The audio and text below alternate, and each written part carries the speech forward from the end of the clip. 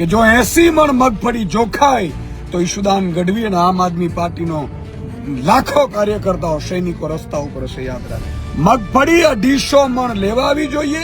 ઓછામાં ઓછી એક ખેડૂતે એ મગફળી તમારે જોખવી પડશે, તમારે લેવી પડશે, અને નહીં તો 90,000 રૂપિયા ખાતામાં એક ખેડૂતના ખાતામાં નાખી. આ બે માંગણીઓ અમારી છે.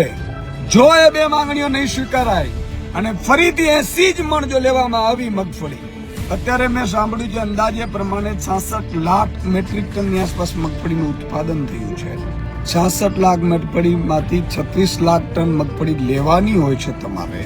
એની જગ્યાએ તમે 23 લાખ ટન મગફળી ની ડિમાન્ડ કરી હતી, માંગણી કરી હતી કેન્દ્ર સરકાર ખરીદે એવું ગુજરાત સરકારે, અને તમે મને સાંભળ્યું છે ત્યાં સુધી 15 લાખ મેટ્રિક ટનની મંજૂરી આપી છે કેન્દ્ર સરકાર ભાઈ શ્રી નરેન્દ્ર. 15 લાખ ટન થી શું થાય? 9,21,000 ખેડૂતોએ રજીસ્ટ્રેશન કરાવ્યું છે. હવે 9 લાખ ખેડૂતોએ રજીસ્ટ્રેશન કરાવ્યું છે, તમે 15 લાખ મેટ્રિક ટન ખરીદ્યો એટલે થયું શું? કેટલા મણ થયું?